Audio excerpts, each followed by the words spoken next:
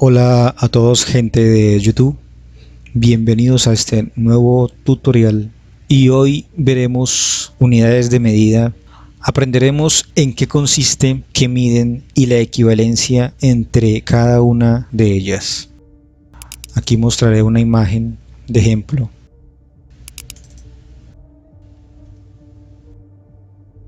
Seguramente se habrán topado con estas unidades de medida como el bit, el byte, kilobyte, megabyte, gigabyte, terabyte, petabyte, exabyte y zettabyte. Y hay muchas más. Como dije, seguramente te habrás encontrado con ciertos valores expresados en estas unidades de medida. Y si también te has fijado, solemos expresar las medidas en redes mediante bit y las de almacenamiento en byte. Entonces la pregunta es, ¿cuál es entonces la equivalencia entre ellas? Todo esto lo veremos a continuación. Como había mencionado anteriormente, a la hora de manejar nuestra computadora, vemos que podemos pasar cualquier tipo de archivo, ya sea copiándolo o cortándolo, incluso ver las propiedades del archivo como su tipo de archivo o formato. También podemos ver su peso, podemos ver la información que almacenamos en la computadora y esto ocupa espacio. ¿Qué significa esto? Esto es porque todo es medible, todo, absolutamente todo, desde la temperatura en el medio ambiente, así como la cantidad de agua y energía que consumimos. Así también los archivos y la información que guardamos en nuestra computadora. Por eso todos los dispositivos de almacenamiento tienen un cierto tamaño. La información de una imagen o archivo de vídeo o música o fotos, por ejemplo, que se almacena dentro del tipo de archivo o formato, físicamente está en un lugar ocupando ese espacio. ¿Qué pasan con estos archivos? Les voy a dar un ejemplo con esta otra imagen. Vamos a ver aquí. Por ejemplo, tarjeta de memoria flash de tu teléfono y de tu tablet, o bien como nuestro disco duro de nuestra computadora. Si vemos en el caso de un solo archivo, por ejemplo este que tengo aquí en el escritorio, puede ser este archivo. Si lo seleccionamos y le damos clic derecho y damos clic izquierdo en propiedades, aquí nos muestra el nombre en esta parte de arriba, el nombre del archivo, no su tipo, no confundan el tipo de archivo con el nombre. Este es el nombre nomás que le he asignado, y también nos muestra el tipo de archivo, que es PNG. Este es el tipo de archivo o formato PNG, se sabe que es un archivo de imagen. Aparte de que ya lo estamos viendo, por supuesto, por si tenemos duda de qué tipo de archivo es este, en esta parte nos muestra qué tipo de archivo es. Pero aquí abajo nos muestra un número que es interesante, que nos muestra en esta parte de aquí abajo donde dice tamaño. Aquí nos dice que su tamaño es de 179 KB, que convertidos en bytes darían 250.412 bytes. ¿Qué significa esto? Esto es el tamaño que ocupa, pesa o el espacio de esa parte de nuestra unidad de almacenamiento que está en nuestro disco duro de nuestra computadora. Esto es muy importante, dado que si tú vas a una tienda, pides un disco duro o una memoria flash, te la van a vender por su capacidad de almacenamiento o tamaño, y no significa su tamaño físico. o las dimensiones, sino más bien qué tanta información puede almacenar a la hora de guardar o ocupar esa unidad de almacenamiento.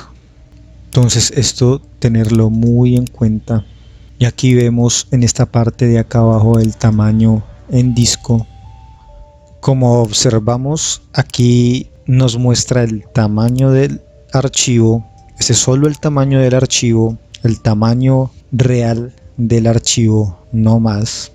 Y aquí en esta parte de acá abajo vemos que dice tamaño en disco, que son 180 KB, que convertidos a bytes son 184.320 bytes. Entonces este tamaño en disco, la diferencia de estos dos es que este de acá abajo es la cantidad de espacio que ocupa en el disco solamente el cálculo que ocupa en el disco. Por esta razón es importante conocer las unidades para la medición del almacenamiento de información. Y todo parte de un principio muy básico y sencillo, de qué es la información, pero particularmente qué es la información digital. Como su nombre lo dice, lo que es digital, a diferencia de lo analógico, solamente puede tener dos estados: o existe o no existe, así de simple. Es fácil de entender. Por ejemplo, si tenemos un foco y este foco está prendido, digitalmente corresponde al dígito 1. Si el foco está apagado, digitalmente corresponde al dígito 0. Otro ejemplo es cuando abres una puerta donde se desvía la corriente de un río. Eso quiere decir que está activado y digitalmente corresponde al dígito 1. Y cuando se cierra la puerta corresponde al dígito 0. Esto pasa igual en nuestra computadora. Cuando nuestro PC se enciende, representa digitalmente al dígito 1.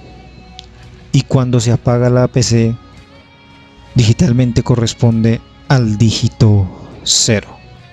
Así que la tecnología digital usa el sistema binario. ¿Por qué se utiliza números binarios en las computadoras? Y esto es porque las computadoras no entienden las palabras o los números como lo hacen nosotros los humanos. El software moderno le permite al usuario final ignorar esto, pero en los niveles más bajos de tu computadora todo se representa mediante una señal eléctrica binaria que se registra en uno de dos estados, encendido o apagado, para dar sentido a los datos complicados. Tu computadora debe codificarlos en formato binario. Los binarios son un sistema de números base a 2. La base 2 significa que solo hay dos dígitos, 1 y 0, que corresponden a los estados de encendido y apagado que tu computadora puede encender. En los sistemas informáticos y en computación nos toparemos con estos lenguajes. En informática nos toparemos con el lenguaje de alto nivel, que es para el desarrollo de software no más. Y en la computación veremos lenguajes de máquina, de código máquina, que es solo para las partes físicas del hardware, y esta es la diferencia de estos. Pero más que todo en los sistemas informáticos veremos lenguajes de alto nivel. Los lenguajes de alto nivel son abstractos. Estos lenguajes son muy legibles y en consecuencia son mucho más fáciles de usar, porque nos permiten a los programadores escribir código de manera más eficiente. Estos idiomas también se consideran más seguros son más seguros que los lenguajes de código máquina, ya que tienen múltiples garantías para evitar que los programadores envíen comandos que podrían dañar una computadora. Aclarando algo sobre estos lenguajes de programación, la sintaxis de estos lenguajes vienen en inglés. Si sabes inglés, te quedará más fácil aprender a programar en estos lenguajes. No digo que los que no saben inglés no puedan aprender programación, pero sí les va a costar un poquito más en aprender estos lenguajes, ya que vienen con su sintaxis en inglés. Me gustaría darles más detalles sobre estos lenguajes de programación, pero esto ya no hace parte de este tutorial. Como dije anteriormente en el primer tutorial, los dispositivos tecnológicos como computadoras o smartphones, o sea celulares, tablets y todo dispositivo digital está compuesto por hardware y software. Recordemos que el hardware es el conjunto de componentes físicos que construyen una computadora o un sistema informático. El software es el conjunto de programas y de rutinas que permiten a la computadora realizar determinadas tareas. Ahora nos queda claro que el hardware es la parte física del computador, la parte tangible, es decir, aquello que podemos tocar, y es la parte de sus componentes electrónicos. Estas características siempre trabajarán de la mano, mientras el software aporta las operaciones y el hardware es el canal físico por el cual dichas funciones pueden realizarse. Gracias a esta tecnología y más que todo a los procesadores de nuestros dispositivos digitales, estos dispositivos digitales de la actualidad son en su mayoría veloces, teniendo en cuenta su velocidad del procesador y potencia de estos componentes electrónicos a lo que llamamos hardware. Por ejemplo, el procesador, ya que todos los procesadores, gráficas y chips gráficos o procesadores incorporados están basados en transistores. Con estos transistores vemos hacer unos circuitos básicos. Gracias a los transistores, aparte de tener otras ventajas desde el punto de vista electrónico, son más rápidos, y eso es bueno porque nos interesa que nuestro procesador sea lo más rápido posible. Pero también es matemáticamente demostrable que gracias a los transistores podemos implementar cualquier función booleana, es decir, cualquier función matemática. Cada procesador tiene en su interior transistores, miles de millones de transistores o cientos de millones de transistores, en la cual está compuesta por diferentes circuitos.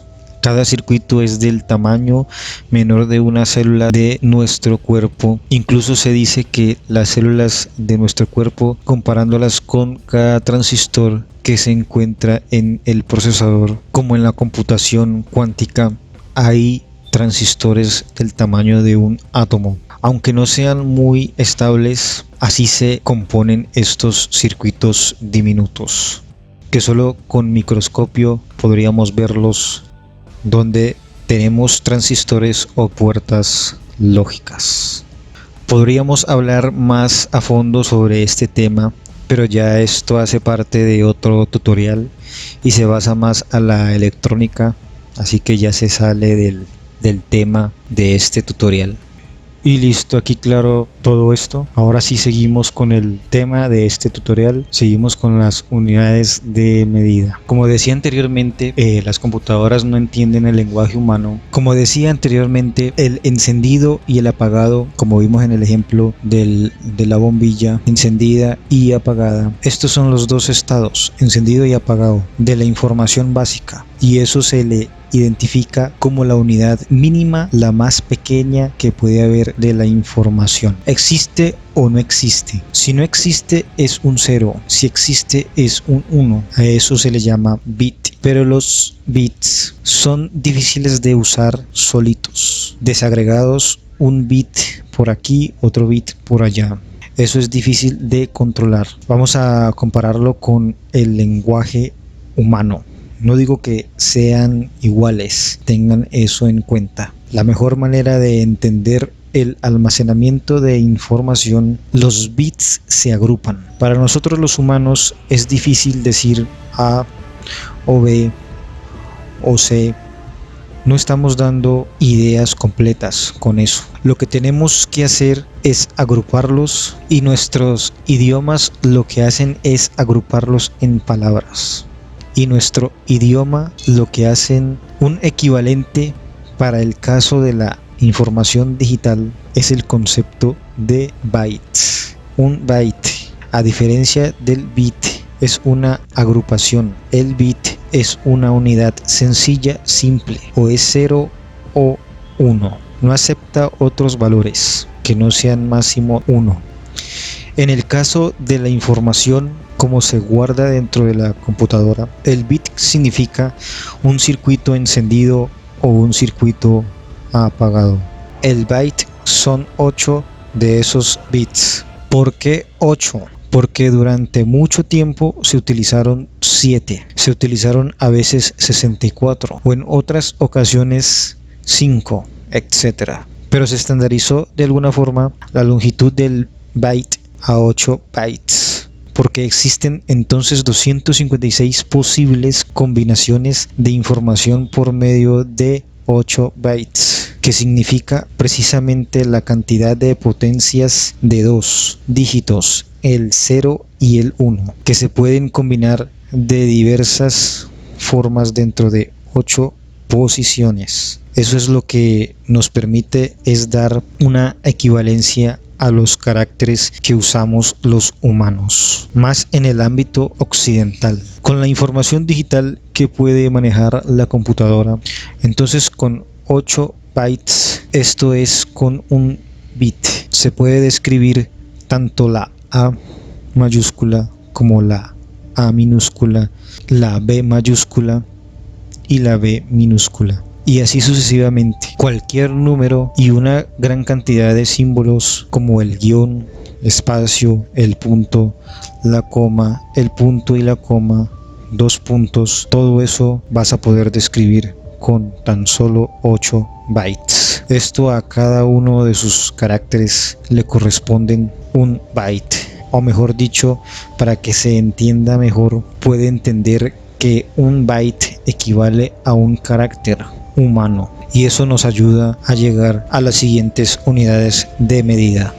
Como un byte sería verdaderamente muy pequeño para manejarlo de manera masiva, se agrupan al conjunto de 1000 bytes. Específicamente 1024 porque estamos utilizando potencias de 2. 1024 bytes significa un kilobyte. El kilobyte significa 1000 bytes.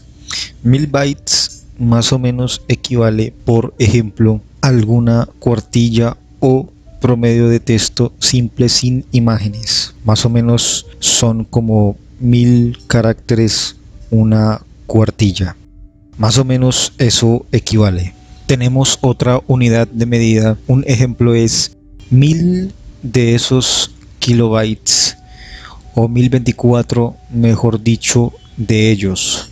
Esto nos da un megabyte igualmente. Es interesante saber que un kilobyte equivale a 1024 bytes, que un megabyte es igual a 1024 kilobytes y que un gigabyte equivale a 1024 megabytes. Y esto nos sirve más que todo a los ingenieros, tecnólogos, técnicos y los que programan para hacer cálculos con estas unidades de medida. Y como habíamos dicho anteriormente, ya sabemos que 1000 de esos kilobytes, o 1024 mejor dicho de ellos, esto nos da un megabyte. Esto es aproximadamente 1.000.000 de bytes, 1.000.000 de caracteres humanos. Regresando al ejemplo que tenemos de este archivo, por ejemplo, lo seleccionamos y le damos clic derecho y en propiedades. Antes de llegar al megabyte, lo que tenemos en esta imagen es que todos sus píxeles y toda su información ocupan 647 kilobytes. Esto es aproximadamente 647 caracteres humanos. Esto es un ejemplo, es más o menos una manera de medirlo. No es cierto que tenga caracteres humanos, porque en vez de caracteres humanos, las imágenes están compuestas por píxeles, que son como punticos pequeños que vemos en esta imagen. Son puntos gráficos, pero la medida de lo que pesa es la misma, y el peso de esta imagen no llega ni siquiera a una mega, porque recordemos que un megabyte significa, convirtiéndolos a bytes, serían 1.000.000 de bytes aproximadamente, lo cual significa, con el ejemplo de las cuartillas, cerca más o menos de 1.000.000 de cuartillas, o un libro promedio de 500 hojas. Entonces, para entenderlo mejor, un megabyte equivale a un libro y un kilobyte equivale a una cuartilla. Ahora seguimos con la siguiente unidad de medida, y este es el gigabyte. Los humanos almacenamos mucha información que tan solo kilobyte o megabyte. Recordemos que un kilobyte son 1000 de los anteriores de los megabytes. Son 1.000.000.000 aproximadamente de bytes, ya que hay muchos archivos, que particularmente los de video, que ocupan gigabytes de espacio. Por lo general, un vídeo de buena definición de aproximadamente 1 hora viene ocupado generalmente para un teléfono inteligente o una tablet. Aproximadamente de 1 a 2 gigabytes, dependiendo de su definición o la resolución. Si por ejemplo el vídeo es Full HD, ocupará más espacio por su alta resolución y definición. Entonces también se utiliza esta unidad de medida. Recordemos el ejemplo del libro. Ya ahora convertidos a gigabytes son casi 1000 libros, lo cual va siendo una biblioteca de bastante buen tamaño si solo fuera texto. Pero existe otra medida adicional, que es el terabyte, que son 1000 de los anteriores aproximadamente. Aproximadamente son como miles de millones, o sea, 1.000.000 de bytes. Eso es un terabyte aproximadamente. Y tenemos otra unidad de medida, que son los 1000 de los anteriores, 1000 teras, que equivale aproximadamente a 1.000.000.000 de bytes. Eso se le denomina petabyte. ¿Existen cosas que guarden petabytes? Claro que sí. Hoy en día la información que se guarda, por ejemplo, en la mayoría de los datos de bancos, de universidades y demás, se acercan más o menos a varios petabytes de datos. ¿Pero hasta ahí llegamos? Pues no, porque existen otra unidad, que son los miles de petabytes, que se llaman exabyte, y otro que son miles de exabytes, y esos se llaman zettabyte. Esas unidades existen porque hoy en día el internet, toda la información que está hoy en día en internet, rebasa los exabytes. Son muchos exabytes los que están hoy en día, son disponibles por la cantidad de páginas web, videos, audios, música, etc. Entonces, para finalizar, recordemos cuál es la secuencia.